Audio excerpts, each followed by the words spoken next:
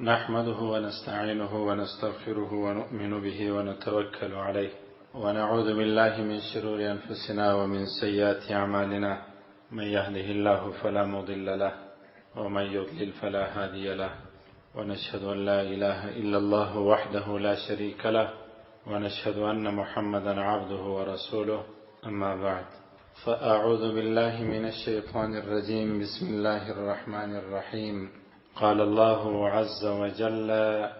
رضي الله عنهم ورضوا عنه. وقال رسول الله صلى الله عليه وسلم: لكل أمة أمين، وأمين هذه الأمة أبو عبيدة بن الجراح رضي الله عنه، أو كما قال صلى الله عليه وسلم. صدق الله العلي العظيم، وصدق رسوله النبي الكريم، ونحن على ذلك من الشاهدين والشاكرين، والحمد لله رب العالمين. الله أكبر كبيرا. حضرت ابو عبیده بن جراح بن هلال رضی الله عنه، اصلی نوم عامر دی، د جراح زوی دی، د نیکه نوم هلال دی، خو دته ابو عبیده هم ویل کېدله. د عبیده پلار مشهور هم په دغه سوباره چې مشهور سو. دا مبارک صحابي هغه صحابي و چې د رسول صلی الله علیه وسلم د خولې څخه داسې ښایسته او نازنین الفاظ راووتله چې وروسته به درته ووایم. نبی فرمایي چې د هر امت یو امانتدار نفر وي، خو زما د امت امین او امانت ساتونکی انسان دغه مبارک صحابي دی. هر صحابي چې د ژوند حالات یې قدرمنو اورو، د هر مبارک صحابي. تیر صحابي انسان خو قصدن هیروي نه، موږ یې نه هیروو، خو هغه راڅخه هیر کړه چې دا بل صحابي دغسې صحابي وي. د ده مبارک حالات چې نن په اسد الغابه کې، معرفت الصحابه کې، او د رجال حول الرسول له کتابو کې مکتله، انسان ګوته په غاړ سي چې یا الله عجبه بندگان تا پیدا کړله، د مځکې پر سر باندې عجبه متوکل انسانان تا پیدا کړل، او عجبه غازی انسانان تا پیدا کړله. دغه مبارک صحابي کم صحابي دی؟ حضرت ابو عبیده بن جراح رضی الله عنه. هغه صحابي دی چې رسول صلی الله علیه وسلم یې په دې دنیا کې د جنت زیری ورکوي چې ابو عبیده بن جراح جنتی دی. هغه صحابي دی چې د رسول صلی الله علیه وسلم د مخ مبارک څخه د خول دوه د خول د وسپنې تیره میخونه د رسول صلی الله علیه وسلم په مخ مبارک ننوتلي و، هغه په غاښو راویستل. هغه صحابي و چې د رسول صلی الله علیه وسلم سره د بدر او د احد او په ټولو غزاو کې شرکت وکړ. هغه صحابي و چې په یوه غزا کې یوه خرما خپلو ټولو افرادو ته رسېدله، نور یې د نس او د مړېدو لپاره هېڅ نه درلودل. هغه صحابي و چې رسول صلی الله علیه وسلم وفرمایل چې زما د امت امین نفر دغه صحابي دی. او هغه صحابي دی چې حضرت عمر رضی الله عنه په باره کې دا ویله، ول که چیرې ما خلیفه ټاکلی ابو عبیده بن جراح ژوندی وای، نو ما به خپل خلیفه ابو عبیده بن جراح ټاکلی وای. او هغه مبارک صحابي دی چې په افرادو کې په قومنده کې یو ابوبکر او یو بل حضرت عمر رضی الله عنهما راغلي دي. د مشر قومندانو او دی دواړه مبارک صحابه کرام ابوبکر او حضرت عمر دواړه د افرادو څخه د مجاهدین و. او قدرمنو ستاسو توجه به ان شاء الله تعالی دلیوي د مدرسې نظام دی، څوک په زیره کې، څوک په زی او څوک په راځي. هغه مبارک صحابي دی چې رسول صلی الله علیه وسلم همیشه صفت کوي، ژبه رنگوله، جګ ځواني او جګ نفر او شایسته انصاف او کشنی ژره درلودله، ډنګر صحابي و، خو ټولو صحابه کرام ورته حریان و. راځم د مبارک په ټولو قصو ته. رب العزت دې د مبارک پر قدم باندې د قدم ایښولو وس او توفیق را نصیب کړي. رسول الله صلی الله علیه وسلم یو ځل دغه مبارک صحابي ابو عبیده بن جراح د لاس ونیوی، باروز ما د امت دغه امین انسان دی.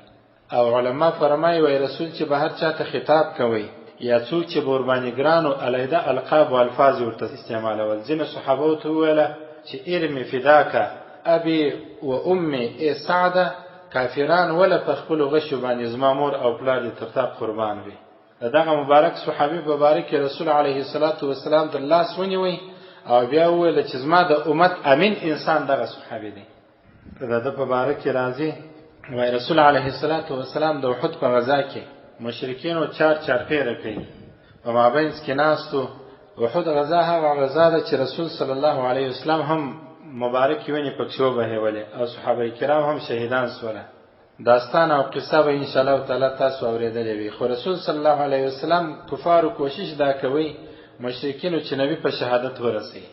په دغه وختو کې حضرت ابوبکر صدیق رضی الله عنه حاریان دي چې څه په پیښه سي وای کافران دی وی خو اولی خوا څخه دغه شوارونه کوي. آل تلیری حضرت ابو عبیده بن جراح د کافرانو سره په مقابله اخته دی او دا سترګې د جنگ په میدان کې لغړه ولې لکه باز چې د خپل ښکار لپاره سترګې لغړي. باز چې ښکار کوي هغه حیوان چې د ښکاری هر شی چې په وبو کې ماهي هغه په ځان نه خبر. دلیل څخه د باز سترګې ډېرې تیزې نشان د ښکار کوي. حضرت ابو عبیده بن جراح د احد په میدان کې هم د سترګې دغه تیزې د ښکار لپاره غړولې لکه باز چې پر کم مشرک او يهودي به حمله وکړي او هغه يهودي او مشرک به هي ټارګټ ټاکي نشان او هدف یې ټاکي چې رسول و طرف ته به غشي برابر کړي وو. هغه به دستي وشته ګوري یوه خواولي خاتون دلته د مشرکینو دفاع کوي هلته د رسول نظارت کوي په یو حالت کې هلته رسول ساري چې مشرکان حمله ور باندې ونه کوي دلته د ځان دفاع کوي جنگ هم کوي. په دا وختو کې حضرت ابوبکر صدیق رضی الله عنه ورسته راځم یو فرمان صادری او یو خبره کوي. رسول صلی الله علیه وسلم ته د مشرکینو د سب څخه راوتی جناب نبی کریم صلی الله علیه وسلم د خپل مخ مبارک څخه د خپل غاشو مبارکینو چې غاشونه په شهادت ورسېدل او شهیدان سوله او وینې جناب یېدل او د مخ مبارک څخه وینې را بهېدل په خپل لاس باندې مخ مبارک د وینو څخه پاکي. ابو عبیده بن جراح را ورسېدی باندې د رسول صلی الله علیه وسلم مخ مبارک ور پاک. په دې وخت کې رسول صلی الله علیه وسلم یو جمله وویله تاسو خپل فکر وکړئ د اوس زمانه د ځینو حالاتو سره به خیشه سمون خوري او وی فرمایل کیف یفلح قوم خضبوا وجه نبیهم وهم يدعوهم الى ربهم. هغه قوم به څنګه کامیاب شي چې د خپل مبارک نبی مخ په وینو ولري او الله چې د نبی خپل امت د الله رب العزت ولارې تر دعوت هغه چې نبی علیه الصلاۃ والسلام پیشګویي وکړه په مدینه کې يهود او نصارا د شکست سره مات سره مخامخ شول مشرکین دړي ولې وسله. اوس نو واجبونه سي قدرمنو هر سچا او حقانی شخصیت او انسان مسلمان چې د رسول پر کمبل او منصب باندې کښینستی او د الله دین تر نور انسانان ورسوي بیل کوم غرض بیل کوم هدف بیل دنیوي مطلب دا د رسول الله صلی الله علیه وسلم جینشین دی د رسول پر منصب باندې ناشته. اوس نو واوري ها قوم به څنګه کامیاب شي چې د رسول وارثان په شهادت رسي او د رسول د دین غاویران په شهادت رسي. قوم به څنګه کامیاب شي چې هغه انسانان په شهادت رسي چې د رسول د دین غمخاري ورسره و شپه او ورځ ویني توی کړل او شپه او ورځ خواري وګالل. قوم به څنګه کامیاب شي؟ رسول خو فرمایله خپل ویني د مخ څخه پاکولې ابو عبیده بن جراح را ورسېدی ویني ورڅخه پاک کړل. رسول و فرمایل قوم هیڅ کله نشي کامیاب کېدلی او څنګه به کامیاب شي چې د خپل نبی مخه په وینو ورتک سور کوي او په وینو ورولړي. اوس په دنیا او ملکو کې وګورئ کوم انسانان چې د رسول حقانی او سچا وارثان په شهادت رسي قوم نشي کامیاب کېدلی. او څنګه به کامیاب شي چې مدرسې طالبان مدرسې علما یو څوک راځي په شهادت یې رسي دا قوم کامیاب کیږي. هغه مدرسه هغه ځای هغه مرکز هغه سنگر چې واځي د الله رب العزت د دین د خدمت لپاره شپه او ورځ تکلیفونه پر ځان باندې غالي پردیسي مسکنتونه غربتونه کاش کی چې دا خبره زونه کم نه به کوم د ځان سره به وساتم چې د مدرسې اقتصادي حالت څنګه دی الله رب العزت ته وسپارم. حسنه چې الله رب العزت بیا زما څخه ناراضه چې هر وخت مخلوق ته د شکایتونه کول ما ته به په تاریخي کولای ما در حلول د مشکلات نه کوم دا خبره. قوم به څنګه کامیاب شي چې د خپل وطن د خپل ملک سچا حقانی دین پروره علم پروره ایمان پروره اسلام پروره او د الله رب العزت د رضا طلب کوونکي غوښتونکي انسانان یو څوک په شهادت رسیدا کوم کامیاب کیږي نه کامیاب کیږي. خدای الله رسول فرمایل قوم به څنګه کامیاب شي چې خپل نبی مخه په وینه ورتک سور کوي او بیا خپل نبی ناشته هغه نبی دی چې اسمانونه هم په خدمت کې مزه کې هم په خدمت کې ملایکې هم په خدمت کې چې رب العزت خپل आवाज پورته کې الله رب العزت د مکې مزکه د مدینې مزکه سره د انسانانو په دابل لا علی خو ناشتي د وحد په میدان کې د خپل مبارک مخ څخه ویني پاکي ابو عبیده را ورسېدی رضی الله عنه د رسول صلی الله علیه وسلم د مخ څخه ویني پاکي کړی. الله اکبر کبیره حضرت ابوبکر رضی الله عنه یو حدیث بیان کړی دی، قصه بیان کړی ده. دغه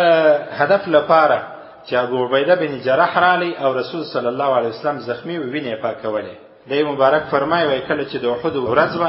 حضرت ابوبکر رضی الله عنه فرمایي وای د احد میدان ورځ و،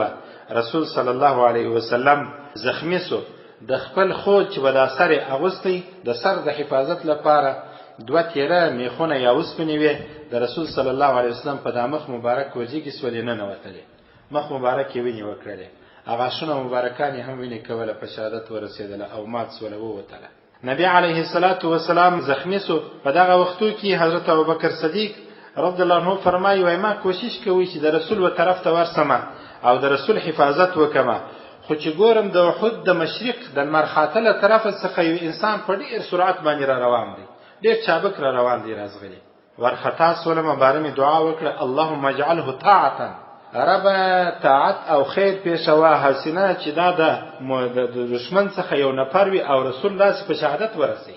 ورخطا سولم زوم چابک روان یم، هغه در ما چابک را روان دی، بارمي دعا وکړه چې رب دغه انسان فراتک کې خیر پیښ کړه. پیژندې مینه چې ابو عبیده بن جراح دی. ورخطا په دې سولم چې موږ د دشمن څخه یو نفر دی راځي، رسول صلی الله علیه وسلم په قتل او په شهادت رسي، بیا چې مشر ولارسي نو بیا به کوم زموږ حالت څه به کوو؟ بیا وای چې کله مې ولیدې چې داسې را روان دی لکه باز او داسې را روان دی لکه چابک مرغه او بیخي تیز را روان دی، وای چې ومولیدې زما تر مخه رسول ته ورسېدی، ومې پیژندې چې حضرت ابو عبیده بن جراح دی. داسې پر رسول عاشق و چې د رسول زخم نه سوی برداشتولی، ټولو کافرانو د صف څخه راووتی تر ابوبکر لا مخته راغی رضی الله عنه. حضرت ابوبکر هغه صحابي دی چې هر وخت د رسول سره په هر قسم مشکلاتو هر ډول تکلیفو کې اول وار ملګرتیا ورسره کړې ده، خو په دې ځای کې تر حضرت ابوبکر هم مختص ابو عبیده بن جراح رضی الله عنه. وای چې مختص وای حضرت عبیده بن جراح، حضرت ابوبکر مبارک فرمایي وای ماته قسم راکړه او راته ویله اسألک بالله یا ابا بکر، قسم در کوم او سوال غوښتنه کوم د رب العزت په ذات باندې ای ابوبکر، ان تتركني فانزعها من وجه رسول الله صلی الله علیه وسلم. حضرت ابوبکر پریمیرده د الله په ذات سوال او خاص در څخه کوم چې د رسول د مخ مبارک څخه د دوی وسپنې د خو زرا وکاږم، ته د خدمت ماته راک. یک قدرمنو وای اوري په خلاص وګورځو، هر وخت که د صالح انسان خدمت وو شاته کېږي ما اول وخت مخته ورځي تر څو الله رب العزت دغه شرف ستا په برخه کې، خو رسول ستا نسته، رسول صحابه ستا نسته، خو دغه زموږ د زمانې علما دي، صلحا دي، نیک خلک دي، متقیان دي، پرهیزګار دي، دغه تاسې انسانان یې د صحابه کرام وظیفه ادا کوي، خو نور صحابه خو نسته. داسې صحابه چې رسول صلی الله علیه وسلم په منځ کې او صحابه کرام وه هغه سلسله خو بنده ده، نه راځي، خو دغه تاسې د صحابه وظیفه ادا کوي، او ستاسو په منځ کې ستاسو سچا او حقاني علما د دین خادمان او د رسول صلی الله علیه وسلم وظیفه مخته بیایي که خدمت وو د نور انسانانو تاسو مخته کېږي، نورو ته مه ګورئ. په دې وخت کې حضرت ابو عبیده بن جراح حضرت ابوبکر ته نه ګوري، نورو صحابو ته نه ګوري، ویاړ دی، شرف دی، افتخار دی، ځي د رسول صلی الله علیه وسلم د مخ مبارک څخه هم ویني پاکي او هم او دوی وسپنې راکاږي. الله دې دغه ویاړ همیشه را په برخه کړي. چې که د سپینږیرو خبره ده په ډېره بخښنه وایي، د ډېرو ځوانانو وسپینې پرېږدي د خدمت، نیکې ځانونه کاږي. که خدمت څخه څوک ځان وکاږي، دا زموږ د طالبانو تر مابین مشهوره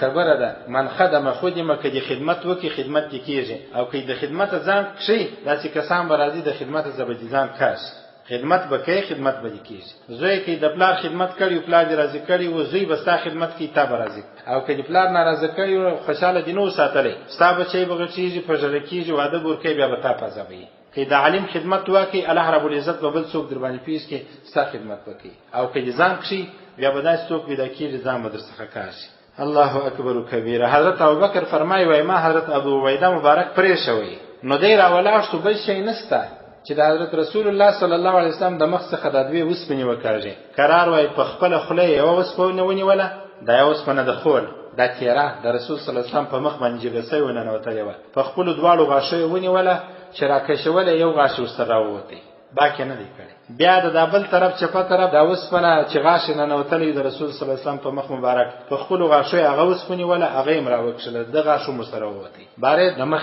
دواړه غټ غاښونه ووتله. وای د دغو دواړو غاښو سره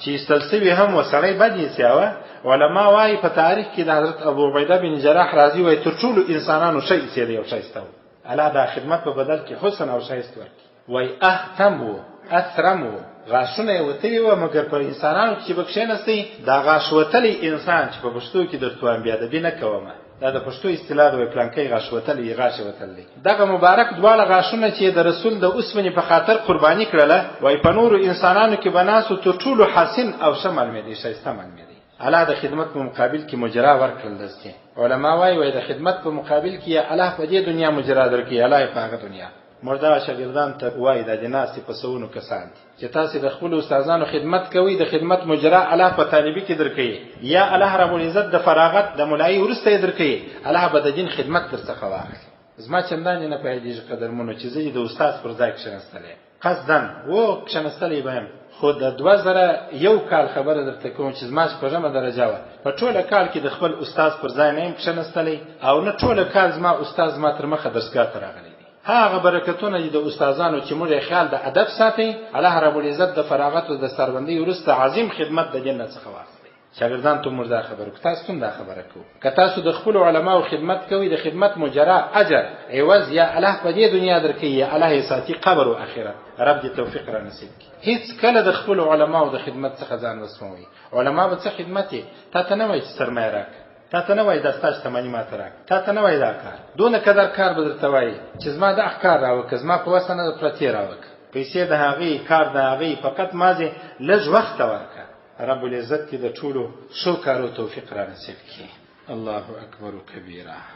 د حضرت ابو عبیده بن جراح رضی الله عنه سره په یو غزا کې 300 کسان وه، 300 کسه وه په یوه غزا کې. سیف البحر ورته ویل کېږي. د بحر د دریاب ژیته یو غزا و، رسول صلی الله علیه وسلم 300 کسان واستول، ابو عبیده بن جراح پر سر امیر ولتی امیر د دې سره خرما و، لږ خرما و، دوی خرما یې رسېدلې، اخر خلاص وی وای خرما هغه هم خلاص و. باره خبط یو قسم واشه د یو قسم درخته د بلګونه دی، هغه به جمع کول، بیا به د بلګونه کوټله او بیا به جوول، بیا به تیرول او به پستشل. دی وای موږ یو ځای ناستو انتظار مو کوي، ډیر وږي و، هیڅ هم نه و. دغه سیف البحر غزا د دریاب د جی غزا، دی غزا ته وای غزوه الخبط هم ویل کېږي، د بلګو غزا چې صحابه کرام بلګونه خوړله. و یو ځای ناستو چې الله رب العزت د دې بحر څخه د الله په قدرت باندې د دې دریاب څخه یو حیوان راووتی. ځینې علما فرمایي وای دا دابه وه، یو حیوان و، او عنبر ورته ویل کېدله، عنبر. حدیث بخاری شریف کې راځي، دوم بخاری شریف کې حضرت ابو عبیده بن جراح فرمایي وای دا حیوان راووتی ماهی و، لکه کشنی غر دونه غټ ماهی و. موږ ډېر وږي و، دا 300 لا زیاتو مجاهدینو او غازیانو د دې ماهي څخه خوراک کوي، تر 8 ورځو مو خوراک کوي. یو حدیث کې راځي وای تر 15 ورځو مو لا غوښې بسېدلې د 300 یا بالابودو کسانو، او پوس مو غوښه مو پر بدن باندې وچسۍ وه، هیڅ نه ورځي چې څوک نه خوري، بدن پوس پر غوښه وچیږي او غوښه یې سره راټولیږي، پیزې کېږي انسان. وای تر 15 ورځو مو د دمایي د غوړو څخه استفاده کوله، پښې او لاسونو بدنونو په غوړوله. 15 یا 30 ورځې بعد موږ خپل حالت ته راغلو، او دونه غټ ماهی الله رب العزت زموږ د دا خدمت په مقابل کې رالی. وای او پښتې حضرت ابو عبیده فرمایي وای پښتې موږ داسې ودروله جګه آس پور یا اوښ پور انسان یا پر آس باندې چې بار وي یا پر اوښ باندې بار وي، تر دغه پښتې ووتی راګرځولی نه دی، دونه غټ ماهی د ماهی د یوه بغل یا د بل بغل پښتۍ مو داسې ودرول، ته پښتۍ موږ وایو پښتۍ مو داسې ودرول، پر آس پور انسان یا پر اوښ پور انسان یا پر آس چې بار وي یا پر اوښ چې بار باندې کې او وې تړې، هغه د پښتۍ ووتی بیا راګرځولی نه دی، دونه غټ حیوان و. عنبر نومېدی یا ماهی و، لکه د کشني غره په رقم باندې الله رب العزت عوضونه ورکړله. دلته بله خبره قدرمنو کومه که د الله د دین لپاره خواري وګالل، لږ خوراک دې کوئ، لږ خوراک دې کوئ. په طالبۍ کې طالبان ته موږ وایي الله رب العزت به عوضونه په ملای کې درکړي. پیران پیر الامام الصمداني حضرت مولانا عبدالقادر جیلانی رحمه الله تعالی ته یو سپین سري خپل بچی راوستی، یا لمسی یا زوی راوستی، ورسره طالب یې کوي، شاګرد یې کوي، سبقان ورته وایي. یو څه میاشتې یو څه وخت بعد چې کله سپین سرې راغله پوښتنه یې وکړله حضرت مولانا عبدالقادر جیلانی رحمه الله تعالی د خپل وخت یو څه ښه کتر خوري شاګرد طالب ته د خپل وخت یو څه کمزوري کتر دی باره ورله په شکایت ول ما خو د دې لپاره درته راوستې چې ته سبقان ورته وایې شاګرد دې دی طالب دې دی یو څه ډوډۍ هم خیال یې ساته دی مبارک ورته فرمایي من لم تکن بدایته محرقة لم تكن نهایته مشرقه د چا چې د طالبۍ زمانه سوځون کې نه یې تکلیف ګالون کې نه یې د مولای څخه وروسته خوندونه نسی اخیستلی په طالبۍ کې به یې پلادی هر څه ځان کبابوي کتغ به یې سم نه یي ډوډۍ به یې سمه نه یي تکلیف به یې ګرمي به یې یخ به یې په یخ کې به په یخو اوبو اودس کوي د مولای وروسته نو الله رب العزت د طالبۍ اجرونه ورکوي واورېدل او که حضرت ابو عبیده بن جراح په خرما باندې په یوه خرما گزاره کول اخر د درخت په بلګو گزاره کول الله رب العزت د دریاب څخه بستا غټ ماهی ورته راوایستی او دا الله رب العزت اجرونه او عوضونه موږ او تاسو ته راکوي د هغه عوض دی قدرمنو چې دا د نن ورځ مو تېره کړله ښه مو تېره کړله نه مو سیلابو طوفانو کورونه یوړل نه مو بچیان پکښې ورک سول نه مو سرمایه پکښې غرقه سوله خو د هغه الله رب العزت عوضونه دي د دین راکوي که نه دي که نور عوضونه ځین غواړو خامخا به د اسمان څخه منو سلوا راځي خامخا به د مځکې چینې پر موږ باندې راپورته کېږي خامخا د بلې خوا څخه به موږ ته د یوې و بلې خوا څخه یو ځای سری کېږي یو غار به پیدا کېږي بیا به نو موږ ته د یو سکي و د یو شي غم خوړل کېږي او بیا به موږ ناستو پهلوی به د مځکې څخه راوځي بیا به یې راټولو خامخا به داسې یا خو د هغه دی چې الله رب العزت سهار او ماښام د خپلو بچیانو ګوله پیدا کړل الله رب العزت مجرا راکړل په غم باندې غمجن نسولو د مور او پلار خدمت مو وکړي نن بخاري شریف کې حدیث تیر سو چې دغه هم ثواب دی چې د کور د پاره راووتلې یوه ګوله دې د خپلو بچیانو د خپلې بیبي او مېرمن لپاره تیاره کړه په خوله کې دې ور واچوله ستا لپاره اجر دی اجر دی اجر دی هېڅ غم نه لري نن زیم نه لرم تیم نه لري ورسي پر انسانان باندې دغه ورځ اسمان راسری سي ورک سي انسانان ځینې ورک سي په دې شاوخوا سیمو کې زموږ د کندهار په دا شاولي کوټ په دا سیمو کې د انسانانو څخه خپل قریبان اوبو یوړه تر نن یې درک نه دی معلوم خو د هغه عوضونه چې الله رب العزت یې راکوي د مدرسې سره د تعلق د عالم سره د تعلق د دیني مرکزو د خدمت د علماو د خدمت د هغه نتیجه د قدرمنو الله دې دا نه راڅخه اخلي او د زړه خوشحالي په دې کې ده الله اکبر کبیره حضرت ابو عبیده رضی الله عنه پلا د نجران خلک راغلل ورسوله موږ ته یو معلم او استاد راکړه چې موږ ته دین راوښي نبی علیه الصلاة والسلام ورته وویل چې داسې یو انسان به درکم چې امین به وي امانتداره حق امین حق امین حق امین سچه امانتداره به وي ښه امانتداره به وي خوندور امانتداره به وي صحابه کرام فرمایي وایي موږ حیران سولو چې دا به څوک یي کتل مو حضرت عمر رضی الله عنه فرمایي وایي ما تر اوسه د امارت او د مشرتوب غوښتنه نه وه کړې خو په دغه ورځ مې وکړله چې کاشکې رسول صلی الله علیه وسلم زما وخواته سترګې راواړي او ما معلم او استاد وټاکي او د نجرانو خلکو ته ما ورواستئ ماپښین چې رسول صلی الله علیه وسلم لمونځ وکړي سلام چې وګرځوئ وایي نبي علیه الصلاة والسلام داسې کتله حضرت عمر مبارک فرمایي څونه غټه درجه یې ده وه څونه لوړه درجه یې ده چې بیخي لوړه درجه یې ده حالات یې انشاءالله درته بیانوم که ژوند و دی مبارک فرمایي وایي ما دا کوشش کوئ او غاړه به مې داسې اوږده کړله چې رسول صلی الله علیه وسلم پر ما باندې سترګې برابرې کړي او ما ته ووایي چې عمره ورسه ته د دې نجران د خلکو معلم او استاد یې که ګورو پوښتنه یې وکړه ول څه سوله خلک چې معلم او استاد یې غوښتي هغه ورته رالل ابو عبیده بن جراح یې غږ وکړي ول راسه او ته د دو خلکو استاد یې ولاړ شه او بیا وفرمایله چې د هر امت لپاره امین انسان وي زما د امت امین انسان ابو عبیده بن جراح دی رضی الله عنه د صحابه کرامو په هغه وخت کې قصد قرباني اوس عجب کارو د نور صحابه کرامو قصد باندې کېدی چې رسول صلی الله علیه وسلم زموږ په ټوله جماعت او صفو مسجدو په دا ټوله انسانانو صحابه کرامو کې دی انتخاب د رسول صلی الله علیه وسلم د وفات وروسته حضرت ابو عبیده بن جراح دغسې د مړانې ګزاره وکړله هسې غیرتي ګزاره یې وکړله لکه څنګه چې د امین له قبر کول سوی و د هغه وخت انسانانو قوي امین ورته وایي دا قوي انسان دی زورور انسان دی غښتلی بهادر انسان دی امانتدار هم دی په وظیفه کې غفلت نه کوي د رسول په زمانه کې د اسلام لپاره ښه په امانتداري باندې خدمت وکړي رسول چې وفات سو د ابوبکر په زمانه کې ابوبکر چې وفات سو د حضرت عمر په زمانه کې رضی الله عنهم داسې ښه خدمت وکړي هېڅ په ما یې نه ده کړې هغه وظیفه چې دیني و ده ته وسپارل سوې وه هېڅ په ما یې نه کوله حضرت عمر رضی الله عنه یې پلا د لښکر امیر وټاکئ ولته امیر د جنګ په وخت کې حضرت خالد بن ولید امیر ټاکل سوی و خو فتح د یو منطقې وزنګېدله حضرت عمر مبارک را ولاړ سو ابو عبیده بن جراح د دغه لښکر امیر دی دی به پر دا کلي او پر دا ښار او پر دا محله او پر دې علاقه جنګ وکړي ته د مبارک ته ګوره ادب ته ګوره دی چې امیر وټاکئ مکتوب ورلی دی راولاړ سوی نه دی چې خالد بن ولید ته مکتوب ورښکاره کړي چې ورسته نور ته د وظیفې څخه ګوښه یې حضرت عمر مبارک زه ټاکلی یم لهذا دا وظیفه پرېږده وایي د هغه مکتوب د ده سره ورسره و حضرت خالد جنګېدی اخر هغه علاقه فتح سوله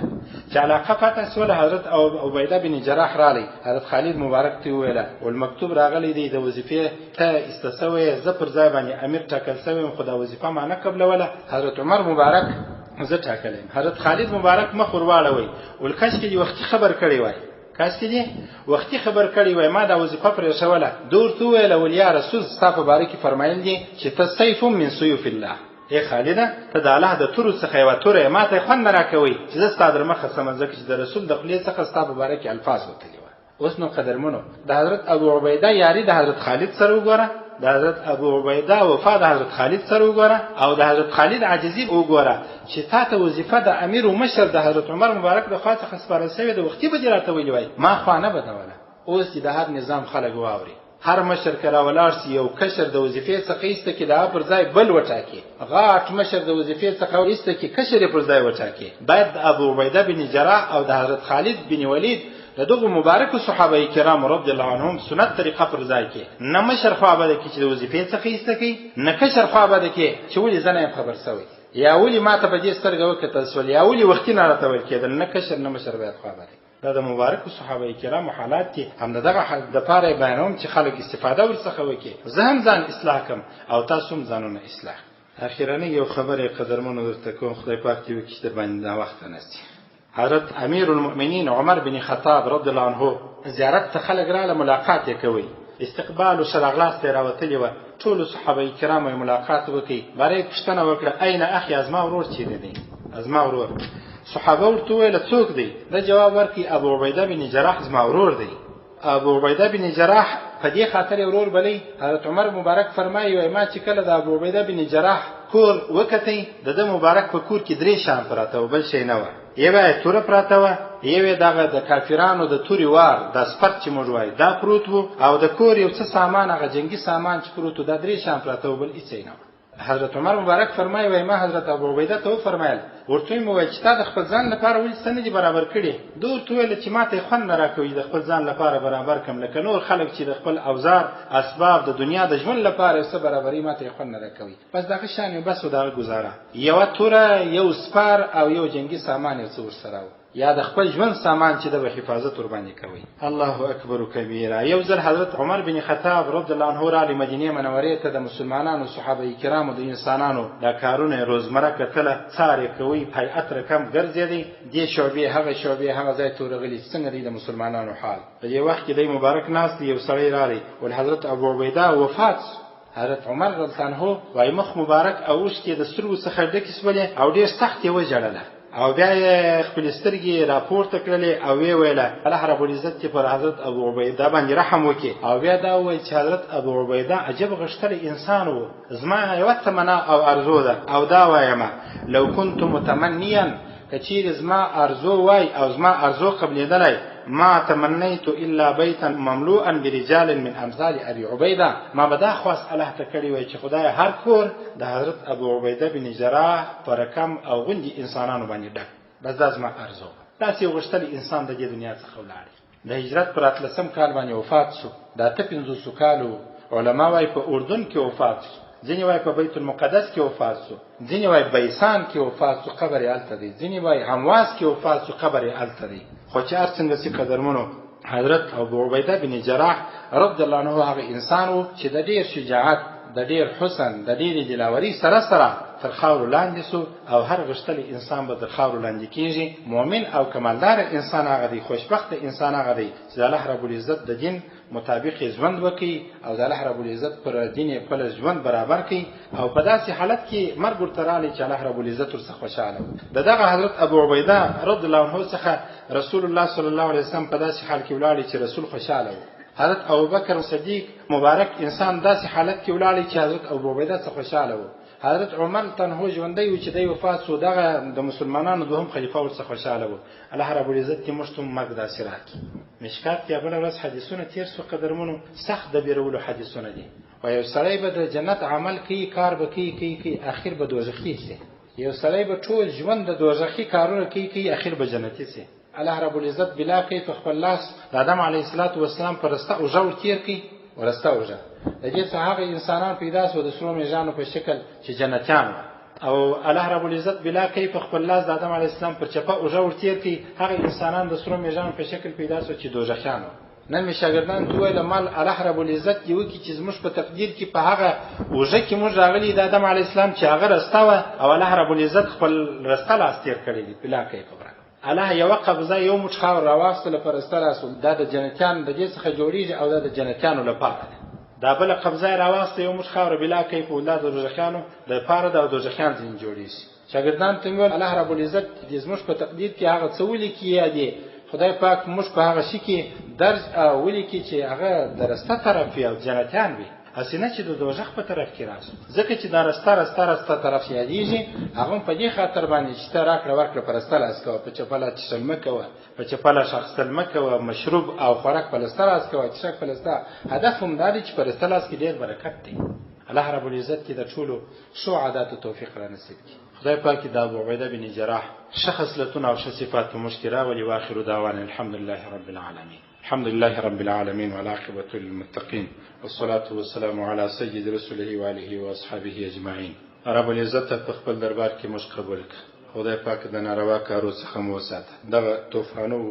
سیلابو دوړو او استاد عذابو ناحقه ټکو څخه مو وساته رب العزت د افغانستان په هر ولایت کې چې سیلابونه راغلي دي او وزبل سوله خدای پاک ته چاره وکړه رب العزت اوسنی اسلامی نظام حاکمانو ته وسه او توفیق ورکړي چې د خپل افغانانو ښه خدمت وکړي رب العزت چې زموږ سره په دې مسجد د جامعه مدرسه کې او د دې شاګردانو سره زموږ سره هر ډول هر رقم مرسته کومک کړی خدای پاک په بدل کې جنت الفردوس ورکړي رب العزت زموږ مریضانو ته شفا کامله عاجله مستمره ورکړي رب العزت زموږ په ټولو مریضانو باندې هر ډول تکلیف اسانه خدای پاک روغ صحت شفا کامله عاجله مستمره ورکړي رب العزت زموږ ټولو مړو ته مغفرت وکړه او ژوندي مو راهوسا کړه رب العزت په دې دنیا کې د رزق د تنګۍ سره موږ مه مخامخ کوه رب العزت هر ډول د رزق او د رحمت دروازې را باندې راخلاص کړه قرضونه مو ته ادا کړه مشکلات مو ته راحل کړه رب العزت ټول هغه ارمانونه چې زموږ روا او جایز دي په زړه کې لرو په خپل فضل او کرم یې ته راپوره کړه خدای پاک زموږ استادان او شاګردان ته صالحین کړه خدای پاک زموږ عوام او خواص پر هدایت کړه